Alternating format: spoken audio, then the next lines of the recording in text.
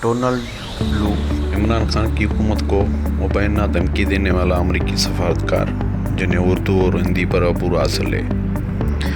پاکستان میں قومی اسمبلی اور وفاقی کابینہ تحلیل ہونے کے بعد ملک ایک آئینی بحران کا شکار ہے۔ موجودہ صورتحال میں بہت سے سوالات اٹھائے جا رہے ہیں، خصوصاً یہ کہ یہ سب کیوں اور کیسے ہوا اور اس کا ذمہ دار کون ہے۔ اس سیاسی غیر یقینی کا آغاز اپوزیشن کی عدم اعتماد تحریک کے بعد وزیر اعظم عمران خان کی جانب سے ایک الزام عائد کرنے سے ہوا۔ اس الزام کے مطابق ایک امریکی سازش کے تحت پاکستان تحریک انصاف کی حکومت کا تختہ الٹنے کی کوشش کی گئی اور اس کوشش کے مرکزی کردار امریکہ کے جنوبی اور وسطی ایشیا کے لیے اسسٹنٹ سیکریٹری ڈونلڈ لو ہیں۔ اس سے پہلے کہ اس مبینہ سازش کا مرکزی کردار پر تفصیلی نظر ڈالی جائے، ایک جائزہ اس مبینہ سازش کی تفصیلات پر ڈالتے ہیں۔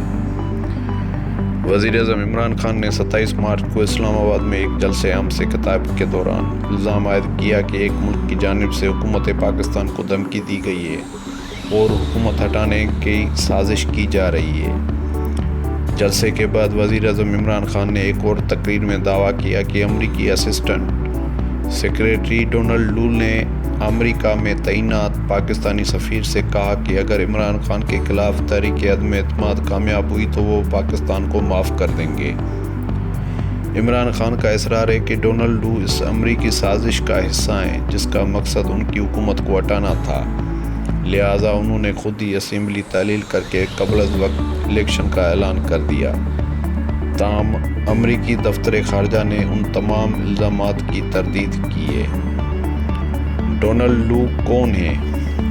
ڈونلڈ لو جنوبی اور وسطی ایشیا کے لیے امریکی دفتر خارجہ کے اسسٹنٹ سیکریٹری ہیں اور انہیں امریکہ کے لیے بطور سفارتکار خدمت انجام دیتے ہوئے 30 سال سے زائد ہو چکے ہیں۔ ڈونلڈ لو پاکستان سمیت انڈیا، آذربائیجان، کرغزستان اور متحدہ افریقی ممالک میں قائم امریکی سفارت خانوں میں مختلف پوزیشنز پر خدمات سر انجام دے چکے ہیں اور انہیں کئی زبانوں پر عبور حاصل ہے، جن میں اردو، ہندی اور روسی زبانیں شامل ہیں۔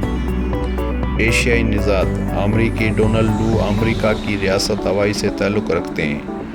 ڈونلڈ لو کے والد کا تعلق چین کے شہر شنگھائی سے تھا، جنہوں نے تائیوان سے امریکہ نقل مکانی کی اور ہوائی سے تعلق رکھنے والی خاتون سے شادی کی۔ ڈونلڈ لو کے مطابق ایشیائی مرکزی ہونے کی وجہ سے بہت سے لوگ انہیں چینی شہری سمجھتے ہیں، لیکن انہیں چینی زبان بالکل نہیں آتی۔ اگرچہ ڈونلڈ لو نے بہترین امریکی یونیورسٹیز میں سے ایک پرنسٹن سے بین الاقوامی تعلقات میں بیچلرز اور ماسٹرز کی ڈگریاں حاصل کی، لیکن جب انہوں نے محکمہ خارجہ میں شمولیت کے لیے پہلی مرتبہ امتحان دیا تو وہ فیل ہو گئے۔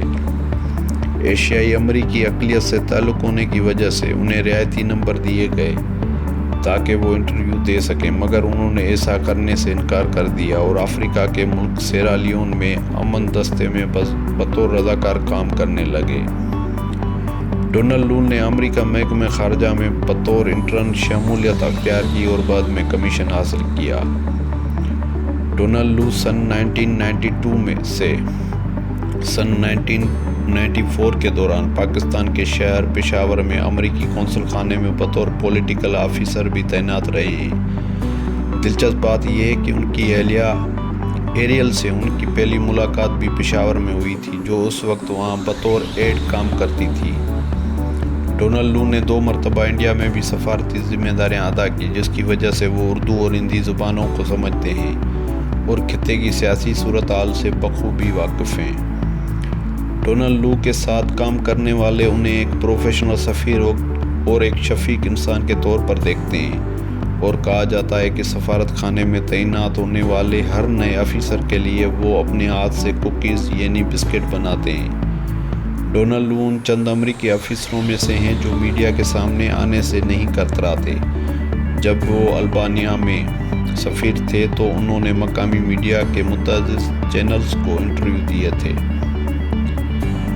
ڈونلڈ لو کو جب بائیڈن انتظامیہ کی جانب سے سن 2021 میں جنوبی اور وسطی ایشیا کے لیے اسسٹنٹ سیکریٹری نامزد کیا گیا تو انہوں نے اس عزم کا ارادہ کیا کہ وہ پاکستانی پاکستان سے دوستانہ تعلقات بنانا چاہتے ہیں تاکہ وہ پاکستان میں انسانی حقوق، مذہبی آزادی اور امریکہ اور پاکستان کے درمیان دہشت گردی کے خلاف تعاون کو فروغ دے سکیں۔ ایک بات جو عمران خان اور ڈونلڈ لو میں قدر مشترک ہے وہ یہ ہے کہ ڈونلڈ لو کے مطابق وہ اپنے کیریئر کے آغاز سے ہی کرپشن کے خلاف کافی منحرف رہے اور اس کے خاتمے کے لیے ہمیشہ آواز بلند کی۔ اپنے ایک انٹرویو میں ڈونلڈ لو نے اس بات کا اعتراف کیا تھا کہ ان کے کیریئر میں سب سے مشکل مشن آذربائیجان رہا، جس کی وجہ وہاں کے حکمران کی جانب سے جمہوری اقدار کا احترام نہ کرنا تھا۔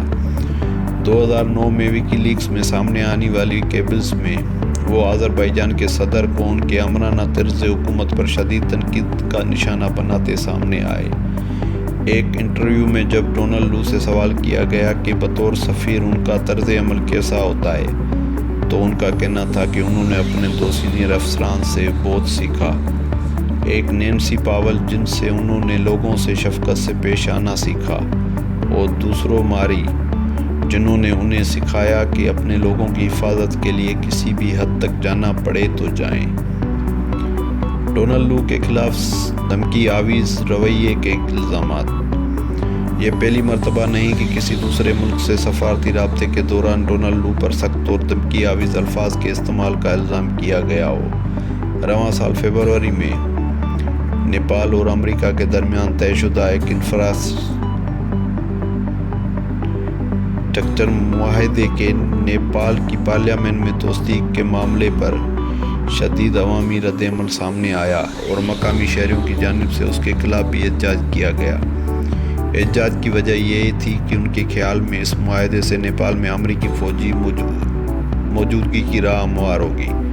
عوامی احتجاج کی وجہ سے جب نیپال کی پارلیمنٹ کی جانب سے اس معاہدے کی توثیق میں کچھ تاخیر ہوئی تو نیپالی اخبارات میں ان دعووں پر مبنی خبریں شائع ہوئیں کہ ڈونلڈ لو نے نیپالی رہنما کو ایک فون کال کے دوران یہ دھمکی دی کہ اگر نیپال کی پارلیمنٹ میں اس معاہدے کی توثیق نہیں کی گئی تو انہیں سنگین نتائج کا سامنا کرنا پڑ سکتا ہے، جو کہ امریکہ نیپال تعلقات پر اثر انداز ہوگا۔